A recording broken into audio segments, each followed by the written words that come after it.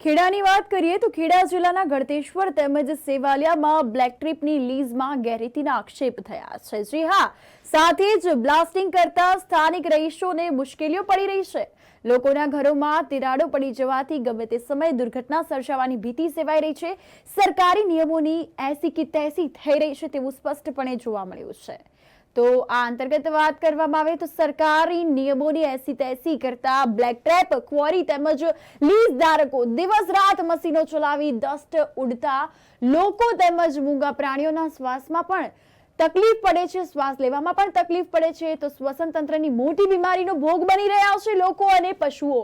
તો અહીંના રહીશો તેમજ મૂંગા પ્રાણીઓ પણ હેરાન પરેશાન છે।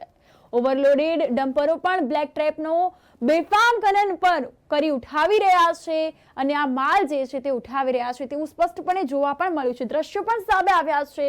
આ અંતર્ગત વાત કરીએ તો ઓવરલોડેડ ડમ્પરો પણ બ્લેક ટ્રેપનો બેફામ ખનન કરીને ઉઠાવી રહ્યા છે માલ। તો આમ ગળતેશ્વરના વિસ્તારમાં ચાલી રહ્યું છે ગેરકાયદેસર ખનન। જી હા, આ અંતર્ગત વાત કરવામાં આવે તો અધિકારીઓ અને લીઝ ધારકોની સાઠગાંઠની લગાવી રહ્યો છે સરકારની તિજોરીની કરોડો રૂપિયાનો ચૂનો અને પીએમ પોર્ટલમાં ફરિયાદ પણ થઈ છે।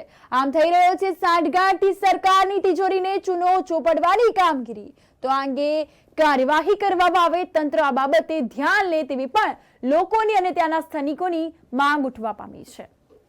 હું મીનાબેન મેઘા, મામલતદાર ગળતેશ્વર। જે અત્યારે ઓવરલોડેડ જે ગાડીઓ હોય છે અને બીજું કે આ જે ડસ્ટિંગ બાબતે શું કહેશો?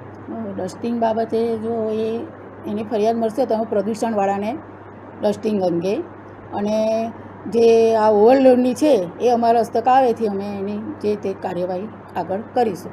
આ જે બ્લેક ટેપ જે કોરીઓ હોય છે તેના જે ખટારાઓ ચાલતા હોય છે ઓવરલોડેડ, એના માટે શું આમ તમે તજવીજ હાથ ધરશો?